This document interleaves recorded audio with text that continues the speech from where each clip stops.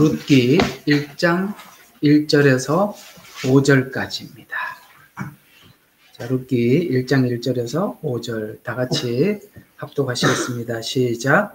재판관들이 다스릴 때에 그 땅에 기근이 들었더라. 베들레헴의 유다의 어떤 사람이 자기 아내와 두 아들과 더불어 모압 땅에 기거하러 갔는데 그 사람의 이름은 엘리멜렉이요 그의 아내의 이름은 나오미며 베들레헴의 유다 에브라임의 두 아들의 이름은 말론과 갈리온이더라. 그들이 모압 땅으로 들어가 거기서 계속 거하더라. 나오미의 남편 엘리멜렉이 죽고 그녀와 두 딸을 남겼는데 그것이 모압 여인을 아내로 삼았으니 하나의 이름은 오르바요 하나의 이름은 부시더라. 그들이 약 10년을 가졌더라. 말론이 게하론이 둘 다 죽고 여인은 두 아들과 함께 그녀 남편 뒤에 남았더라. 아멘.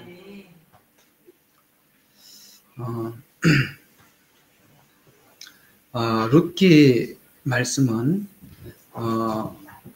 우리가 이거 구속사적 관점에서 해석되어지기가 사실 얼마 전부터 있었던 일입니다. 그저 룻의 신앙 고백 여기에 우리가 초점이 너무 맞춰져 있었지. 성경은 구속사적 예수 그리스도에 관한 계시입니다. 그러니까 오늘 이 내용이 룻의 한 사람의 신앙 고백 정도로만 치부하게 되면 그저 이 구속사적 관점에서 이 룻기라는 성경이 왜 기록되었는가라는 관찰을 하지 못하게 되겠죠.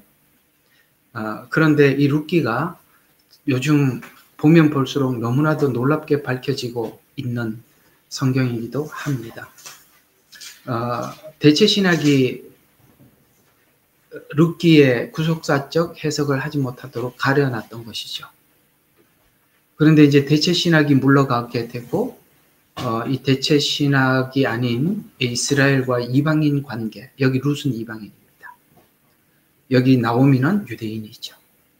이 둘의 관계를 로마서 9장부터 11장까지 설명을 한 것과 이것을 역사적 사실로 기록한 것은 룻기고 신학적으로 정리한 것은 로마서 9장부터 11장에 있는 이야기입니다. 그래서 9장 11장이 열리자 룻기가 이게 같은 짝이구나, 같은 의미를 전달해주고 있구나 이렇게 알게 되는 바람에 룻기가 너무나도 신비로운 책이라는 것을 알게 됩니다. 왜 이렇게 우리가 이 룻기가 깊은 의미를 담아서 우리에게 어떤 내용을 전달하려고 하는지는 오늘 들어보면 꽤나 놀랄 메시지가 여기 들어있다는 것을 우리가 보게 될 것입니다. 그래서 이게 이 마지막 종말이 되어서 평상시에는 잘 안 열렸던 성경책, 예를 들어서 룻기나 아가서, 여기는 왜 옛날에는 이 성경들을 그다지 깊게 보려고 하지 않았느냐면은 여기에 하나님이라는 말이 한마디도 없다는 거예요. 아가서도 그렇습니다.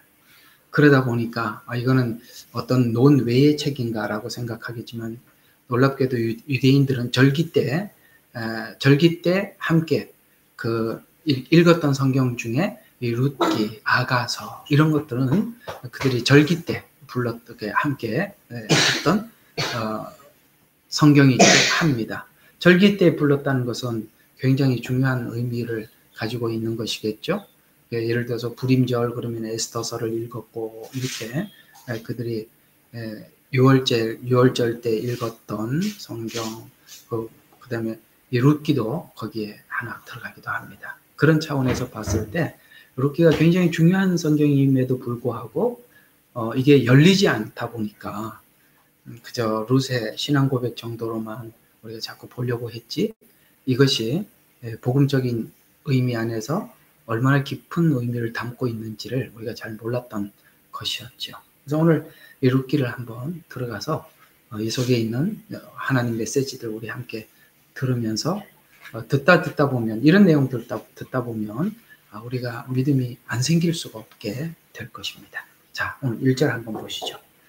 자, 재판관들이 다스릴 때에 킹제임스만 이렇게 재판관이라고 이야기를 하지 다른 책들은 다 사사라고 이야기를 합니다.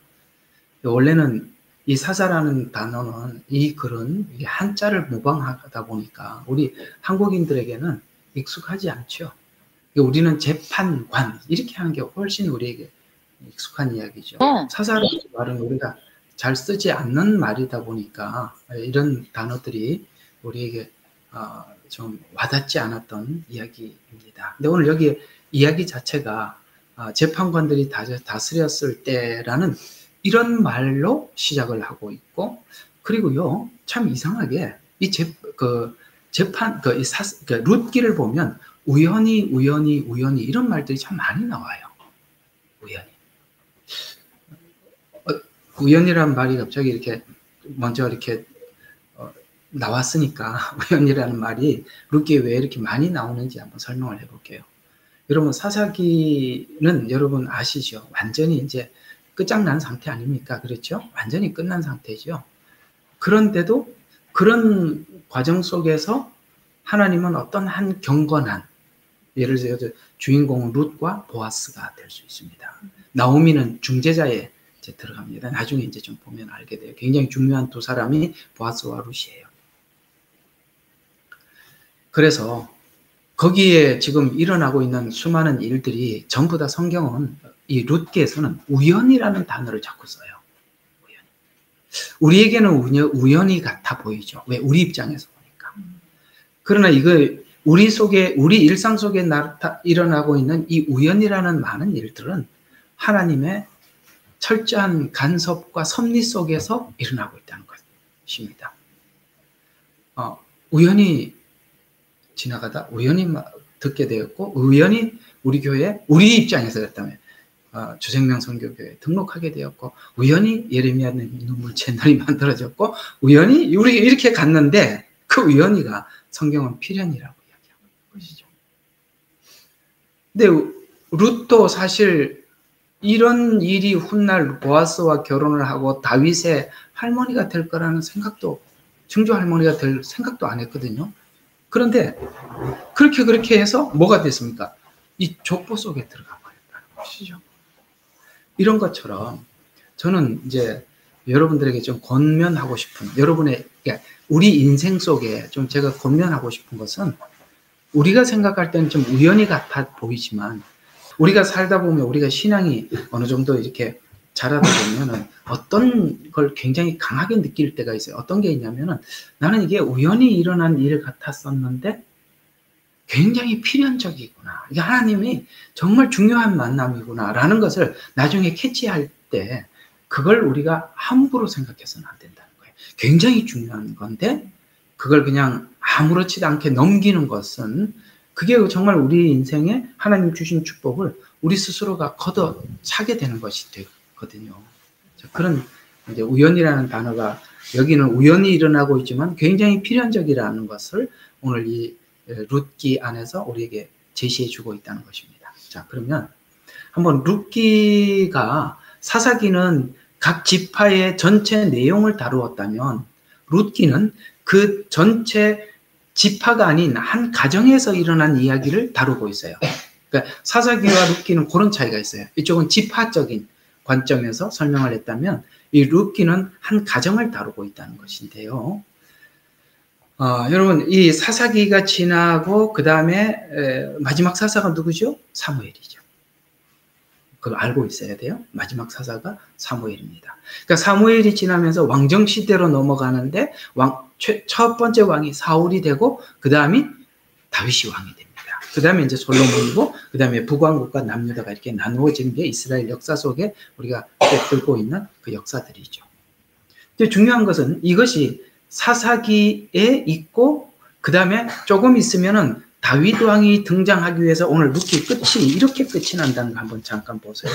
이렇게 족보를 이야기합니다. 이제 룻이 보아스를 만나서 이제 나오미 가정, 그러니까 엘리멜렉이죠. 그 가정에 그 씨를 계속 이어서 17절에 보면은 4장 17절 나오미에게 아들이 태어났다. 여러분, 룻이 자녀를 낳았는데 성경은 나오미에게 아들이 태어났다 이렇게 끝이 나요.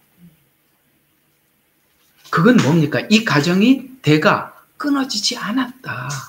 이어졌다. 이렇게 이야기를 하면서 나오미에게 아들을 태어났다 하며 그 이름이 오벳이라고 불렀다.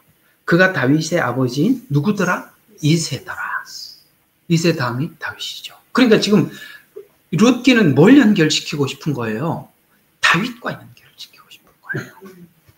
이게 룻기가 중요한 부분이 이 부분입니다. 그러면 구속사적 관점에서 보면 이 룻기는 어떤 걸 이야기하느냐면 이제 좀 이따 설명해 들어가겠습니다만 이스라엘 백성들이 AD 70년에 나라를 잃고 떠나간 상태에서 1948년에 다시 모압 땅에 내려갔다가 베들레헴으로 올라오듯이 이스라엘의 회복을 예언하고 있는 것입니다. 그래서 이스라엘이 회복되게 되고 그때 회복은 되었지만 회복되었더라도 상태는 어떤 상태와 같다? 사사기 같다는 거예요. 여러분, 이스라엘 사람들은 참 교만하죠. 정말 교만합니다. 지금 여러분들이 이스라엘에 일어나고 있는 이 전쟁에 대해서 우리가 참 가슴은 아프죠. 전쟁이라는 자체가 누가 전쟁이 가슴 아프지 않는 사람이 어디 있겠습니까? 그러나 지금 현재 이스라엘은 이 상태로는 하나님 앞에 돌아올 수 없습니다. 성경에 보면 이런 바벨론 포로라는 이 상황이 사실은 그때 이스라엘이나 북이스라엘도 아수르로 포로로 잡혀갈 때도 그때는 굉장히 강한 강대국이었습니다. 그러니까 이 상태에서는 하나님의 그 어떤 은혜나 복음을 받아들일 수 있는 준비가 안 돼. 이건 뭐 방법이 없어요. 남유다도 그렇고 지금 현재 이스라엘도 그래요. 그러니까 지금 이 룻기를 통해서 하고 싶은 이야기가 뭐냐면 이스라엘이 7년이라는 시간, 이게 예언적으로 보면 우리가 7년이라는 이 시간을 맞이하기 직전의 이스라엘의 상태가 사사기와 같다라고 우리에게 예언적으로 설명해 주고 있는 거예요. 근데 여러분 지금 이스라엘이 기다리고 있는 메시아는 누구냐면 다윗 왕과 같은 메시아예요. 여러분 이스라엘이 지금 전 역사 속에서 가장 강했을 때가 다윗이 통치할 때입니다. 그는 통일 왕국을 이루었고 그 다음에 이 주변에 있는 모든 나라들의 최강대국이었습니다. 그렇죠? 최강대국이었습니다. 지금 요거를 그대로 옮겨서 이렇게 보시면 돼요. 이스라엘이 마지막 때 돌아올 때 여기 이제 모압 땅에서 돌아온 사건 좀 이따 이제 다른 성경하고 다 근거해서 이렇게 연결을 시켜 드릴 겁니다. 이제 돌아온 사건, 그 다음에 이 마지막 7년 전에 이스라엘이 회복한 사건, 그러나 회복은 되었지만 오늘 사사기와 같은데 이 내용이 다윗 왕과 연결시키기 위해서 그 족보를 연결시키는 것으로 딱 체인을 딱딱하고 마지막 다윗을 딱 걸면 될 수 있도록 지금 그 족보를 이렇게 연결하는 걸로 끝이 났죠. 그래서 사무엘하 다윗을 연결을 딱 시키면 딱 고리가 맞아 들어가는 거거든요. 그러면 이스라엘 백성들이 지금 기다리고 있는 메시아는 누굽니까? 다윗과 같은 메시아거든요. 그것이 바로 천년 왕국 때 온 세상을 다스릴 예루살렘을 상징하는 것입니다. 그 사이에 뭐가 있어요? 룻기가 있어요. 여기에 뭔 이야기를 하고 싶은 거냐면 이방인인 우리들이 어떻게 유대인들과 하나가 되어서 구원을 받을 수 있나? 이방인들의 신앙 고백이 어디서 나오는 거냐 이거예요. 우리는 하나님을 모르던 사람들이었어요. 우리의 신앙 고백은 나오미가 모압 땅에 가서 룻이라는 한 여인을 데리고 오는 과정 속에서 배운 거예요. 룻은. 이 두 사람은 이렇게까지 헷갈릴 수가 있나요? 룻, 주여. 저는 한번 뭐가 잘못 입력이 되면 해결이 안 돼요. 어쨌든 그래요. 그런 관점에서 보면 룻기가 정말 신비로운 이야기고 앞으로 성경에서 하고 싶은 예언적 내용들을 여기다가 한 가족사에 다 담아 두어서 우리에게 예언으로 던져놨구나 라는 것을 알 수 있어요. 그런데 이 대체 신학이라는 눈이 가려져 있으면 이게 이방인이 유대인과 어떻게 연합되는지 이런 것을 관찰하려고 하지도 않았었어요. 그러나 이제 그것이 실체가 드러나고 있습니다. 룻기는 그런 차원에서 굉장히 깊고 아주 깊은 메시지를 담고 있습니다. 그래서 룻기는 재판관기, 그래서 왕정 시대로 넘어가는 과정에 있었던 이야기를 기록하는데 다윗의 때와 같이 이스라엘의 회복 직전의 상황과 동일하다. 또 다윗의 등장은 이스라엘의 천년 왕국기를 예표하듯이 바로 지금 이 시간이 나오미가 베들레헴으로 돌아온 이 상황을 지금 저 이스라엘의 유대 땅에는 지금 그 일이 벌어지고 있는 것입니다. 혼란스럽죠. 유대인들, 여러분, 이스라엘은 국회가 있지만 그 국회의원이, 인원수 내가 들었는데 잊어버렸습니다만. 근데 우리로 말하면 민주당, 우리는 대표적으로 민주당이 있고, 국민의힘이 있고, 민주정의당이 있나? 뭐 하여튼 이렇게 있잖아요. 무슨 정의당이 있죠. 근데요, 거기는요, 그 당이요, 굉장히 많습니다. 우리 성진이 그런 거 좀 알지? 이스라엘 국회에 당들이 굉장히 많습니다. 그리고 둘만 만나도, 그렇죠. 악유하죠. 그러니까 일치를 보지 못해요. 그만큼 사람들이 자기 개성도 강하고 일치감을 갖지를 못해요. 오늘 사사시대 때 자기 소견에 옳은 대로 행하는 거예요. 똑같은 거예요. 지금 이스라엘 분위기나 요 사사기 분위기나 똑같다 이 말이에요. 그래서 이제 다윗이라는 한 왕이 등장함으로써 요건 이제 이스라엘 백성들 관점에서 볼 때는 그들이 기다리던 메시아 곧 예수 그리스도죠. 그의 등장으로 인해서 다윗의 시간 그 영광과 회복을 천년 왕국 시간에 이스라엘은 누리게 될 것입니다. 그러니까 이 과정 안에 있었던 일들이 바로 이방인의 때라는 차원에서 오늘 룻이 등장하는 것입니다. 이제 이렇게 좀 고리가 채워지세요? 많이 들었던 이야기. 대체신학이 뭔지 알고 이미 이렇게 기본적인 지식이 있었던 분들은 오늘 이 이야기가 쉽게 와 닿을 겁니다. 그러면 자, 그 다음에 사사시대다. 그 다음에 그 땅에 뭐가 있었다? 기근이 들었더라. 이렇게 이야기를 합니다. 자, 이들이 믿는 믿음은 뭐냐? 그 남편의 이름이 뭐였죠? 엘리멜렉이죠. 이게 무슨 뜻이냐면 하나님은 나의 왕이십니다. 이런 뜻이거든요. 근데 그 땅에 기근이 들었다라는 그들이 갖고 있었던 그 믿음이 지금 하나님은 왕인데 어떤 왕으로 생각을 하고 있냐면은 다윗과 같은 그런 왕으로 지금도 기대하고 있죠. 그러나 예수님께서는 왕은 왕이시지만 초림 때 예루살렘 성을 입성하실 때 나귀를 타고 들어가셨죠. 재림 때는 주님께서는 진정한 왕으로 오실 겁니다. 그러나 초림 때는 낮고 겸손한 정말 나귀를 타고 입성하셨던 거거든요. 그런데 이들이 모압 땅으로 내려가서 점점 이 땅에 기근이 들어요. 여러분, 구약 하나만 가지고는 절대 해결될 수 없다는 거 아시죠? 그들은요, 가지고 있는 이 복음이 점점 쪼그라들어서 이제는 그야말로 베들레헴에 기근이 드는 거예요.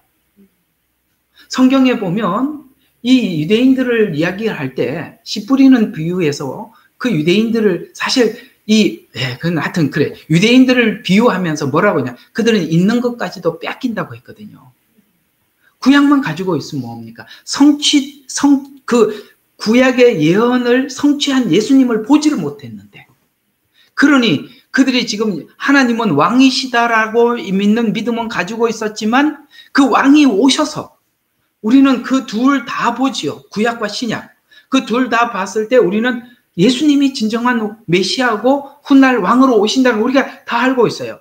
그러나 그들은 그들의 구원자인 예수님을 보지 못했다는 거예요. 그러니 구약이 가지고 있었던 그 믿음조차도 베들레헴에는 기근이 들 수밖에 없는 거예요.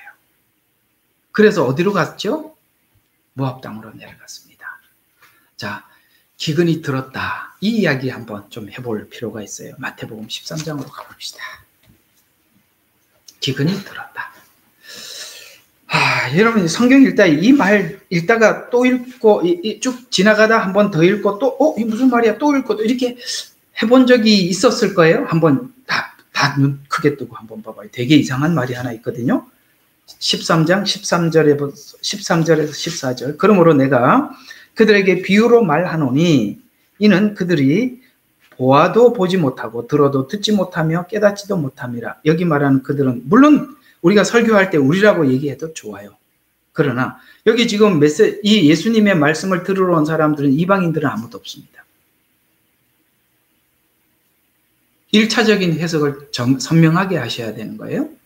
이걸 여러분도 우리가 설교할 때 우리는 돌짝밭입니다. 좋아요. 그게 틀렸다는 이야기 아니에요. 그러나 원래 지금 우리가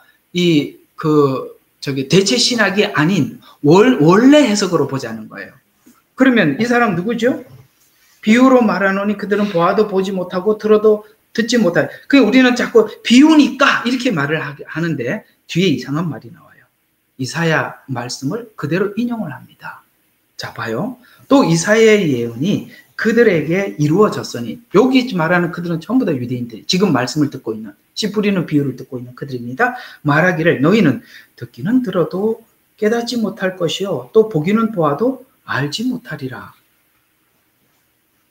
15절이 이제 여기까지는 내가 이해가 가는데 15절이 너무 황당한 말이죠. 이 백성이 마음이 무뎌져서 그들의 귀는 듣는 데는 둔하고 눈은 감겨졌으니 이는 그들이 어느 때라도 눈으로 보지 못하고 귀로는 듣지 못하며 마음으로 깨닫지 못하고 그 다음에 회심하지도 못하게 되어 나는 그들을 치유하지 못하게 하려함이라는 이 단어가 여러분 혹시 읽다가 하려함이라는 말 또 읽고 해보지 않았어요?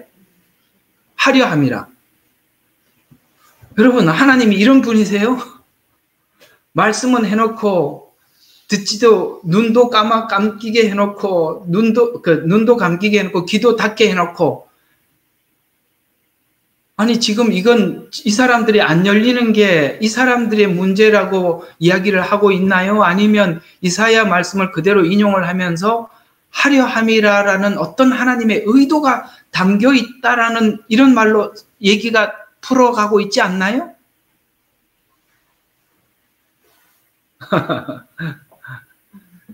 이건 하나님의 큰 그림을 모르면 이 말은 절대 안 풀립니다.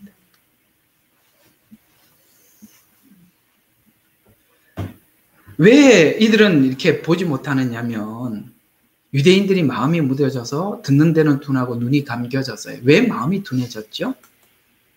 여러분 이들은 지금 율법을 받고 있고 성전을 받고 있고 하나님 앞에 약속도 있어요. 이게 지금 로마서 9장부터 11장하고 아주 긴밀히 연결이 되어 있습니다. 룻기서는. 그런데 그들은 이 세 개만 있으면 전부가 완전하다고 생각했던 거예요. 그러니까 율법을 지켜서 구원을 받는다는 것과 믿어서 구원을 받는다는 이 사람들은 율법을 지키고 있다고 생각을 하고 있고 율법을 지킬 수 있다고 생각할 뿐만 아니라 그들은 하나님의 약속이고 자기들은 아브라함의 후손이라는 여러 가지 근거들을 굳게 붙잡고 있기 때문에 아니다.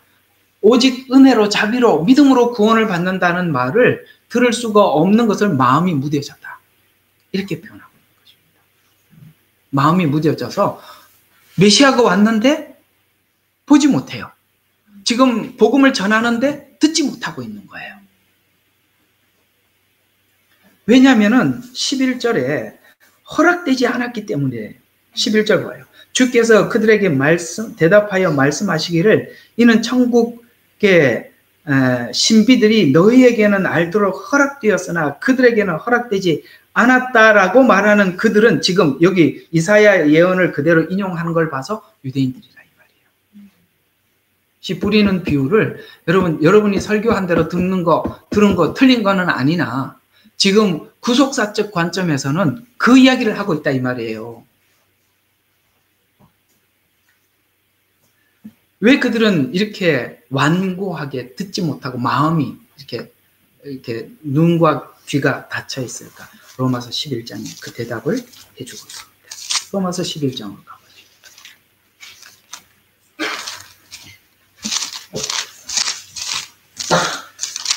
7절에서 10절.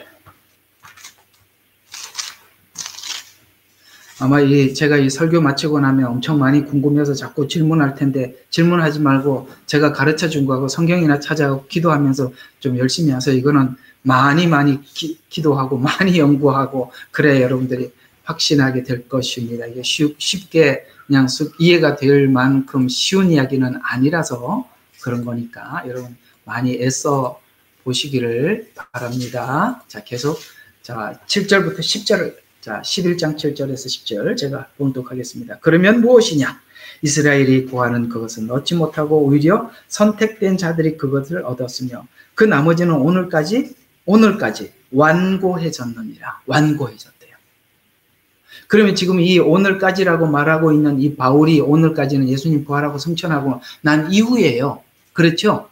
근데 지금까지 언제까지 완고하느냐? 자, 기록된 바와 같이 또 구약을 또 성경을 그대로 인용하지요. 자, 하나님께서 아까 하려 함이라 라고 했던 말이 누가 그렇게 했다고요? 하나님께서. 그들에게 뭘 줬어요? 혼미한 영과 보지 못할 눈과 듣지 못할 귀를 주셨다고 이렇게 말하고 있어요. 그러니까 지금 이게 뭐죠? 어떤 의도 아래서 귀가 눈이 닫혀 있다는 이야기가 되는 거잖아요. 그러면서 또 다윗이 말하기를 그들의 식탁이 그들에게 올무와 덫과 거치는 것과 보응이 되자. 이거는 자 기록된 바와 같이라는 이 내용은 8절은 어떤 다른 성경, 그 다음에 9절에 있는 이야기는 다윗이, 그러니까 둘 다 같은 말이라고 이 성경도 인용을 하고 다윗의 말도 인용을 하고 있는 거죠. 그래서 그들의 식탁에서 올무와 덫과 거치는 것과 보응이 되게 하시고 그들의 눈이 어두워져서 보지 못하게 하시고 그들의 등이 항상 굽어지게 하옵소서 하였느니라 라고 이렇게 했다라고 이야기를 하고 있습니다.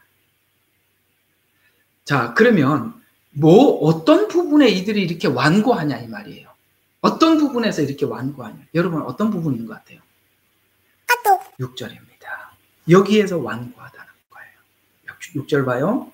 은혜로 된 것이면 더 이상 행위가 아니니. 지금 이 사람들은 뭘 고집하고 있어요? 행위로 할 수 있다라고 얘기를 하고 있는 거예요. 그러니까 하나님이 행위로 안 되고 은혜로 된다라고 하는데 아닙니다. 행위로 할 수 있습니다라는 이 주장 때문에 이 고집을 놓지 않는다 이 말이에요. 그러니까 은혜로 된 것이면 더 이상 행위가 아니니 그렇지 아니하면 은혜가 더 이상 은혜가 아니니라. 그러나 행위로 된 것이면 그것은 더 이상 은혜가 아니니. 맞죠? 행위 아니면 은혜 둘 다 같이 잡을 수는 없다는 거예요. 이거 아니면 저건데 이 사람들은 끝까지 율법이라는 행위를 붙잡고 있으니까 은혜를 붙잡지를 못하는 거예요. 여기에 눈이 가려졌다는 거예요. 대속이라는 것에 죄를 대속하는 이런 복음에 대해서 눈이 가려져 있다. 그것은 더 이상 은혜가 아니니 그렇지 않으면 행위는 더 이상 행위가 아니니라 라는 부분에서 그들이 닫혀 있어서 완고해져 있다. 이렇게 말씀하고 있는 것입니다. 그래서 사실 이스라엘에서 이렇게 복음을 전도하다가 한 영혼이라도 이 복음을 듣고 반응을 해주는 거에 대해서 이방 선교사들이 너무나도 감사하게 생각하는 거예요. 옛날에는 정말 택도 없었습니다. 택도 없단 말이 이게 경상도 말인지 뭔 말인지는 잘 모르겠습니다. 어림도 없었어요. 그런데 요즘 그 사람들의 귀가 열리고 해외에 나가서 이렇게 외국에서 살면서 많은, 그래도 그 중에 일부가 이렇게 개종해서 기독교인으로 개종해서 돌아오는데 유대인들이 개종하기 시작할 때부터 정말 우리 이방인들은 굉장히 충격적이었습니다. 안 듣거든요. 완고해졌단 말이에요. 근데 그 완고함이 풀렸어요. 하나님의 어떤 시간이 되었을 때 그들에게 이게 풀어진대요. 의도적이었다는 것이라고 우리는 이해할 수 있어요. 언제까지 이렇게 그들이 완고해질까요? 25절입니다. 11장 25절. 자, 형제들아 너희가 스스로 지혜 있는 채 하지 않게 하기 위하여 이 신비를 너희가, 이게 참 신비로운 거였대요. 그러니까 신비를 모르기를 원치 아니하노니 이는 언제까지요? 이방인들의 충만함이 차기까지 이스라엘의 일부가 완고하게 되는 것이라. 언제까지 충만해질 때까지. 이게 하나님의 신비라는 거예요. 이게 하나님의 신비라는 거예요.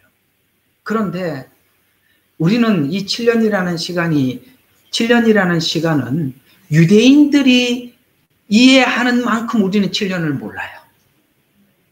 왜냐하면 구약의 예언 대부분이 7년하고도 후 3년 반에 초점이 맞춰져 있고, 특별히 구약의 예언은 그날 모든 것이 눈에 확 열리고 이스라엘 전체가 눈에 확 열리는 날이 오는데 그게 아마겟돈 전쟁이거든요. 다 구약 예언이 있고 아마겟돈 전쟁으로 예언이 끝이 나요. 그때 다 열릴 거다. 이게 뭐냐면 이스라엘이 대속죄일 날 하나님께서 국가적으로 죄를 용서함을 받는 날이 대속죄일 아닙니까? 그것이요 아마겟돈 전쟁과 같은 의미를 가지고 있어요. 그 전에 서서히 열리겠지만 그때가 되면 완전히 다 열린대요. 이들에게. 그때까지 이방인의 시간. 그러니까 지금 나오미가 어디로 갔죠? 모압 땅. 이거는 모압 땅으로 갔다는 것은 이방을 상징하고 있고, 베들레헴에 기근이 들었다는 것은 AD 70년에 이스라엘이 흩어질 것을 예언한 것이고, 그리고 베들레헴에 다시 양식이 돌아왔다 그랬나 찾다 그랬나 하여튼 양식을 얻었다고 하니까 뭐 그런 소식을 이방 땅에서 들었어요.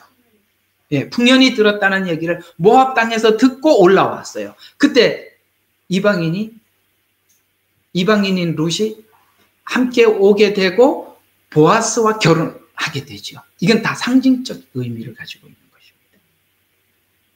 그래서 이스라엘이 완고하게 된 것, 그 다음에 온 세상으로 흩어진 것, 이것은 다 누구를 위해서 그랬다? 이방인들이 돌아오게 하기 위한 하나님의 신비였다. 이렇게 바울은 9장부터 11장까지 이렇게 소개해주고 있는 거예요. 그래서 룻이 접붙여질 수 있었다. 이런 얘기를 하는 겁니다. 그래서 이스라엘의 충만한 수가 차기까지. 그러면 왜 유대인들은 어떤 눈이 감겼으며 재림 직전까지 완고했을까? 11장 11절에서 12절을 보면, 그러면 내가 말하노니 그들의 실족함으로 넘어졌느냐? 지금 모압 땅 내려갔어요. 근데 실족함으로 넘어졌느냐? 결코 그럴 수 없느니라. 도리어 그들의 실족으로 구원이 이방인에게 이르렀으니 이는 그들로 뭐 하라고? 시기 나게 하려 합니다. 시기. 어떤 시기일까요? 여러분, 유대인들은 오늘 교회 성도들이 하나님을 섬기는 이 마음과 상태를 보고 그들은 시기를 느낄 수밖에 없을 것입니다. 그들은 그저 율법을 마음에도 없어도 억지로 지키게 되지만, 근데 이상하게 그들은 율법보다, 모세오경에 있는 율법보다 오리를 가자 그러면 율법도 오리까지는 가주는데 우리는 심리를 동행해 주죠. 그렇죠. 한 대를 때리면 성경은 한 대만 때려줘라 라는데, 한 대를 맞으면 더 때리라 이렇게 얘기하는 거예요. 그러니까 이들이 하나님의 말씀을 대하는 태도에서 너무 다른 거예요.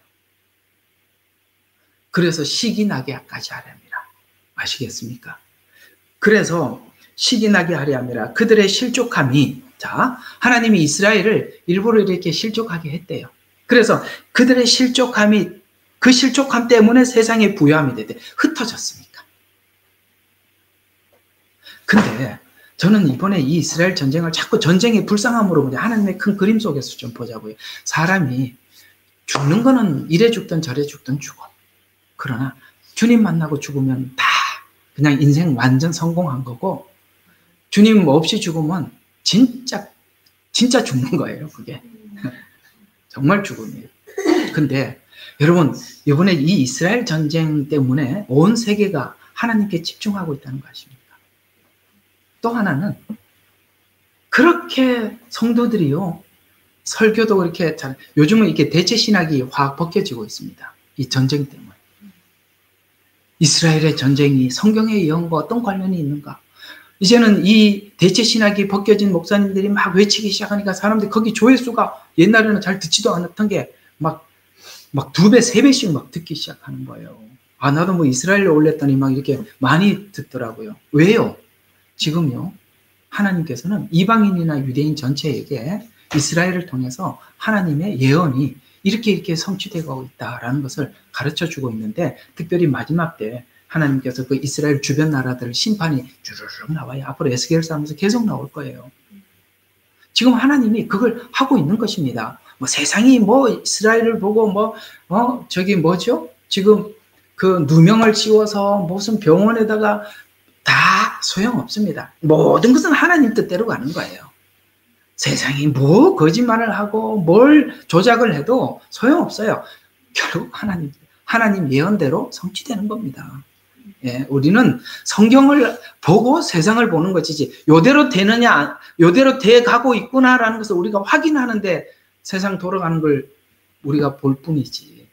그리고 이스라엘은 정말, 여러분, 세계에서 가장 큰 동성애 축제가, 여러분, 텔아비브 그 이스라엘에서, 호주에도 우리 뭐죠? 마디그라. 야, 그런 게 이거 뭐 한국도 그렇지만은 정말 세계에서 가장 큰 동성애 축제가 그야말로 하나님을 섬기는 이스라엘에서 있다는 것이 우리가 정말 받아들일 수 없을 만큼 참 이상하지 않아요? 그렇죠. 그런데 그들에게 이런 상황을 통해서 이 이스라엘이 정말 이게 도덕적으로, 영적으로 이렇게 완전히 타락되어 있는 그들이 초긴장 상태로 하나님 앞에 돌아올 수밖에 없도록 하나님은 지금 온 인류에게 메시지를 보내고 있는 것이에요. 대체적으로 이스라엘이 전체가 타락했을 때 하나님 이 전쟁이라는 방법을 통해서 전쟁, 기근, 전염병, 이것은 세트로 따라다니는 거거든요. 구약에 보면 그런 걸 통해서 그렇게 하셨습니다.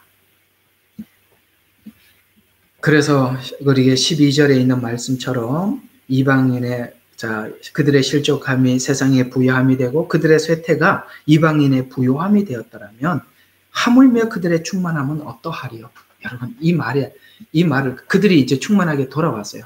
그 충만함은 어떠하리요? 라는 말이 요한계시록의 어떤 부분을 생각하게 합니까? 14만 4천이 돌아오고 흰옷 입은 수많은 무리들이 돌아온 사건을 오늘 여기에 그들이 충만해지었을 때 14만 4천은 충만수거든요. 충만하게 돌아오는 이야기인데 그들이 충만하게 돌아왔을 때 과연 이방인들은 어떠하겠느냐? 라는 질문을 이렇게 던지는 것입니다. 어때요? 7년이 환란이에요? 추수기예요? 여러분, 분명히 추수기예요. 엄청난 추수가 있을 것입니다. 그래서 이 본문과 연결시켜서 다시 한번 정리를 해보면 기근이 들어서 모압 땅으로 내려갔다는 말은 AD 70년에 이스라엘이 흩어진 사건, 그것을 우리가 의미한다라고 이렇게 연결을 시킬 수가 있습니다. 흩어졌다가 이제 그들이 돌아옵니다. 2절과 3절이 모압 땅에 계속 거하다가 남편 두 아들이 모두 다 죽음을 경험하게 되죠. 역사 속에 지금 남편인 엘리멜렉과 말론과 기련, 옛날 성경으로 내가 이름을 이해하고 있는데 이 킹제임스가 이름이 좀 어색하게 나와서 기름이 안 외워지는데 어쨌든 씨앗이 다 죽었잖아요. 그죠? 남편도 죽고 아들도 죽었으니까 씨가 다 죽었습니다. 그런데요, 지금 이건 뭘 이야기하느냐면 이스라엘 백성들이 마치 죽은 자같이 되었다라는 뜻을 이야기를 하는 것입니다. 죽은 자같이. 그 죽은 자가 어느 정도까지 죽은 자냐? 에스겔서 37장입니다. 에스겔서 37장. 우리 이제 에스겔서 하면서 37장 지나갈 거예요. 그러나 그 37장 이야기가 무슨 이야기인지 한번 여기서 미리 정돈을 해보면 우리가 이 에스겔서 37장은 설교 시간에 아마 여러 번 들었던 경험들이 있었을 것입니다. 자, 1절과 6절의 이야기가 바로 이 이야기입니다. 죽은 것 같이, 죽었다. 죽은 것 같이 되었습니다. 자, 그래서 37절, 1절 보세요. 주의 손이 내게 임하시어 주의 영으로 나를 데리고 가서 뼈로 가득 찬 골짜기 가운데서 나를 세우시고 나를 그 사면에 지나가게 하셨는데 보라, 그 열린 골짜기에서 심이 많은 뼈들이 있더라. 그 뼈들이 심이 말랐더라. 이게 무슨 말이에요? 이스라엘 백성들이 완전히 전 세계에 흩어져서 도저히 회생 불능, 이 상태를 이야기하는 것입니다. 그래서 드라이까지 됐다면 말랐어. 여러분, 뼈가 말랐으니까 이거는 뭐 뼈 오래되면 뼈가 말랐잖아요. 그러니까 도저히 불가능한 상태예요. 그런데 이제 3절에 보면 주께서 내게 말씀하시기를, 인자야, 여기 인자는 에스겔을 이야기한 겁니다. 이 뼈들이 살 수 있겠느냐 이렇게 묻지요. 하시기에 내가 대답하기를, 오 주 하나님이 주께서 아시나이다. 뭐 어떻게 말하겠어요? 주님만이 할 수 있습니다. 잘 모르겠습니다. 주님만이 아십니다. 이렇게 대답을 했어요. 주님만이 아시나이다 하였더니 4절, 다시 주께서 내게 말씀하시기를, 이 뼈들에게 예언하여 그들에게 말하라. 오 너희 마른 뼈들아, 주의 말을 들으라. 자, 말을 들으래요. 5절, 주 하나님이 이 뼈들에게 이같이 말씀하노라. 보라, 내가 너희에게 숨이 들어가게 하리니. 이 말하는 이 숨은 뭐냐면 창세기에 인간을 창조하시고 불어넣었던 그 숨을 이야기하는 것입니다. 그래서 숨을 불어넣어 숨이 들어가게 하시니라. 너희가 살리라. 또 내가 너희 위에 힘줄을 놓고, 자, 살아난데, 그래서 뼈가 힘줄이 생겨요. 너희 위에 살이 자라고 피부로 덮고 너희에게 숨을 넣으리니 너희가 살리라. 그리하면 너희가 내가 주인 줄 알리라. 마지막 때 이스라엘이 뭡니까? 고토로 돌아오고 마지막 때 하나님께서 간섭하셔서 그 이스라엘이 첫 아브라함에게 했던 그 약속이 마지막 때 이루어지는 걸 그들은 눈으로 보면서 하나님인 줄 안단 말이에요. 그래서 영이 들어가면 살리라. 자, 할 얘기가 많은데 요거 영이 들어가면 살리라는 요게 굉장히 중요한 주제거든요. 자, 그러면 한번 다시 이제 저를 쳐다보세요. 자, 예수님은 유대 땅에 오셨습니다. 그렇죠. 그들에게 복음을 외쳤습니다. 대부분의 유대인들은 예수님을 거부하고 배척을 했어요. 그리고 예수님께서 부활하고 승천하고 난 이후에 성령을 보내주신다고 약속하셨고 초대교회 사도행전 2장에 성령이 강림하시게 됩니다. 그러자 이방인들이 하나님 앞에 돌아오지요. 그렇죠. 그런데 그 초대교회에 예루살렘에 많은 유대인들이 돌아왔지만 예루살렘에 큰 핍박이 있었어요. 그래서 또 그들이 흩어지게 되었죠. 그래서 빌립보 교회, 골로새 교회, 고린도 교회, 여기 뒤에 나오는 이 교회들이 흩어진 유대인들과의 만남 속에서 이렇게 바울이 그들을 만나서 또 교회를 세우고 그렇게 했습니다. 일부 율법주의자들도 해방하는 그들은 유대교 사람들이었고요. 아시겠죠? 그렇게 했었어요.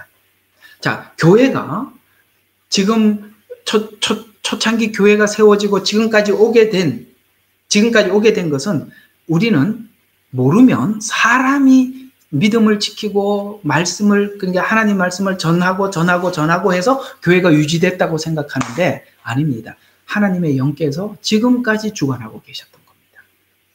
성령님께서 주관하셨기 때문에 그 말씀을 전하는 자, 듣는 자, 그 사이에 성령님께서 전하게 하시고 성령 안에서 받아들이고 그리스도인들이 생기고 이렇게 하고 쭉 온 거거든요. 교회는 하나님의 영이 없으면 죽은 교회예요. 그런데 이방인이 그 영을 받아서 그 하나님의 영 안에서 하나님의 성령을 받고 아까 하나님의 성령을 받은 사람들의 신앙생활을 사도행전 2장에 이렇게 살았다라고 그 삶을 쭉 설명을 했죠. 율법에는 가난한 사람에게 나누어주고 뭐 어떻게 하고 이렇게 법으로 정해져 있지만 놀랍게도 하나님의 영을 받은 사람들은 그 율법을 어떻게 지키느냐 하면 자기들이 자발적으로 팔아서 사람들에게 가난한 사람들을 나누어 주는 거예요. 그들에게는 율법 자체가 의미가 별로 없어요. 그렇잖아요. 율법 자체가 별로 의미가 없어요. 그러니까 하나님의 영을 받은 사람들이 시간을 어떻게 사용하는지, 이웃을 어떻게 대하는지, 물질을 어떻게 사용하는지 이렇게 바뀔 수밖에 없어요. 그렇게 바뀔 수밖에 없더라. 이걸 설명을 하는 거예요. 유대교는 성경은 있지만 뭐가 없어요? 하나님의 영이 없는 거예요. 이걸 누가 전해주느냐면 이방 교회가 전해주는 거예요. 이 비밀이에요. 바로 이게 굉장히 중요한 비밀이에요. 그래서 이 영이 이스라엘에게 들어가자 그야말로 드라이된 마른 뼈가 살아나는 거예요. 하나님의 영. 우리 또한 세상 가운데 살다가 그런 상태에 있다가 하나님의 영이 우리 가운데 들어와서 하나님 말씀 깨닫게 하고 우리가 이렇게 하나님 앞에 돌아와서 우리가 신앙 고백을 하고 있는 것처럼 저들에게도 하나님의 영이 들어가면 여러분 12사도가 어떻게 바뀐지 봤죠? 그들은 구약밖에 몰랐던 사람들이에요. 그리고 예수님 그 십자가의 죽음에 대해서 그들이 인지도 못했던 사람들이에요. 예수님 잡혀 죽으실 때 다 도망갔던 사람들이에요. 그런데 하나님의 영이 들어가니까 어떻게 달라졌습니까? 상상할 수 없는 사람으로 바뀌어진 거예요. 유대인들이요. 유대인들의 변화의 샘플은 사도들입니다. 그렇게 바뀌어요. 그래서 스가랴서에 보면은 마지막 때 그들이 약한 자가 다윗 같겠고 이렇게 말씀하고 있는 것입니다. 대단합니다. 우리가 바뀌는 거는 이유가 없어요. 이들은요 하나님 말씀 지키고 하나님 때문에 받은 지금까지 서름이 말로 못하는 거예요. 그리고 하나님의 영이 딱 들어오고 난 뒤에 그들은 아무 두려움이 없어지는 거예요. 항상 우리가 이런 생각을 해요. 야, 마지막 때 그 어려운 환난을 어떻게 견디나 생각하지만 하나님의 영이 우리 속에 함께 할 때 스데반이 순교를 당할 때 하늘을 쳐다보고 있어요. 딴 사람들도 하늘을 쳐다보고 있지만 지금 스데반이 보고 있는 하늘의 우편 보좌에 앉은 예수님을 지금 보고 계시잖아요. 스데반 집사님. 다른 분들은 같은 지점을 봐도 안 보이잖아요. 하나님의 영이 임했을 때 우리는 얼마나 달라질 수 있는지, 얼마나 용감할 수 있는지 우리에게 말씀해주고 있는 것입니다. 그렇게 오늘 이야기를 하려고 하는 핵심은 뭐냐? 마지막 때 교회가 다시 이 유대인들에게 예수님을 영접하고 구주로 영접함으로 인해서 성령이 그들 가운데 임함을 우리가 되돌려주는 그런 부르심이 오늘 이방 교회에게 있다는 것입니다. 루키 어차피 시작했으니까 나중에 이렇게 계속 목장 모임을 통해서 이제 오늘은 조금 객관적으로 이 루키라는 것이 사사기를 넘어서 지금 다윗과 이렇게 체인 연결을 시키기 위해서 족보 이야기로 그렇게 끝이 나는구나. 이상하게 루시의 아들을 낳았는데, 그지요? 루시의 아들을 낳았는데 나오미가 낳았다라고 이야기를 함으로써 죽은 나오미와 같은, 나오미는 여자잖아요. 씨가 없잖아요. 그렇죠. 근데 여러분 재밌는 게 있어요. 보아스가 혹시 누군지 아십니까?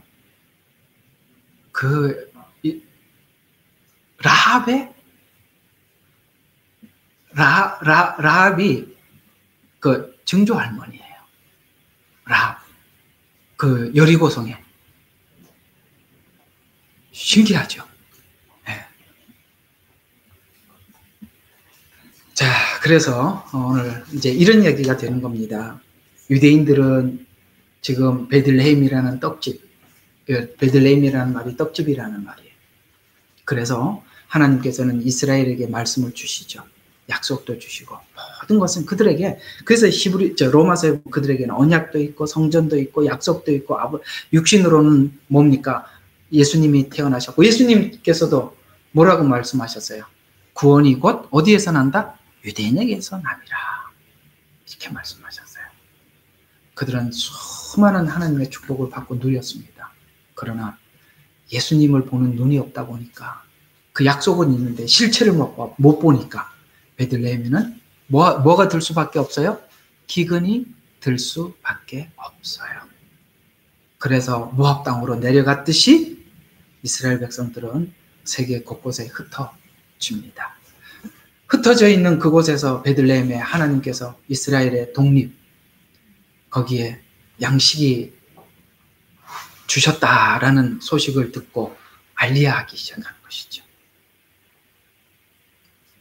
그때 누가? 룻이 함께 따라가게 되고, 이방 교회가 성령님이 어떻게 우리 가운데 임하는지 전해 주어서 유대 교회는 하나님 앞에 돌아오고 회복되어서 이 가문을 이어가는 이야기를 로마서 11장에 구체적으로 기록하고 있고, 사건적으로 역사적인 사실로는 룻기에 이렇게 말씀하고 있어요. 그래서 오랫동안 룻기는 대체신학 때문에도 막혔고, 아직 그 시간이 되지 않아서도 열리지 않았던 성경인데, 이제는 우리 모두가 이 룻기를 통해서 하나님의 일하심을 보는 것입니다. 자, 이런 관점에서 보면 여러분, 얼마 전에 일어난 이런 이스라엘의 전쟁은 하나님이 이제 매우 적극적으로 이 일을 지금 해 가고 있는 것입니다. 그저 전쟁이 안타까워서 불쌍하고 그렇게 기도하셔야지요. 그러나 우리가 큰 그림 안에서 하나님의 뜻이 이루어지도록 하나님이 이렇게 하신다고 하셨잖아요. 그러니 그 일을 하시는구나 라고 우리가 함께 이렇게 방향을 설정을 하고 세상을 보는 안목을 가져 주십사 부탁을 드립니다. 기도하겠습니다. 하나님, 베들레헴에는 기근이 들었습니다. 모압 땅으로 내려갈 수밖에 없어서 떠났고, 그들이 다시 이스라엘을 회복시켜 양식을 주셨다 하는 소식을 듣고 모든 것을 다 잃어버린 나오미는 베들레헴으로 다시 돌아가게 됩니다. 그곳에서 그가 얻은 것은 바로 이방 여인 룻 하나지만, 룻이 자녀를 낳아서 나오미에게 줌으로 이 교회가 그 복음을 지금까지 잘 받아서 다시 유대에게 전해줌으로 그들의 회복이 일어날 것을 우리에게 이 룻기를 통해서 말씀해 주셨으니, 하나님, 이 일이 일어나고 있는 현장을 지금 우리가 바라보고 있습니다. 이 일을 위해서 저희들이 함께 기도하며 동참케 하여 주시옵소서. 예수님 이름으로 감사하며 기도드렸습니다. 아멘. 우리는 역사상 가장 중요한 시점을 지나고 있습니다. 하나님께서는 하나님의 일을 하시기 전에 사람을 준비시키셨음을 우리가 알고 있습니다. 하나님 말씀은 마지막 때에 대추수, 대부흥의 때가 있다고 분명히 예언하고 있습니다. 아멘. 하나님의 말씀이 그대로 성취될 것을 믿습니다. 예레미야 눈물은 잠자는 교회와 영혼을 깨우기 위해 노력하고 있습니다. 이 가슴 뛰는 일에 함께 하길 원하시는 분은 카카오 채널로 연락 주시기 바랍니다. 당신은 위대한 하나님의 사람입니다.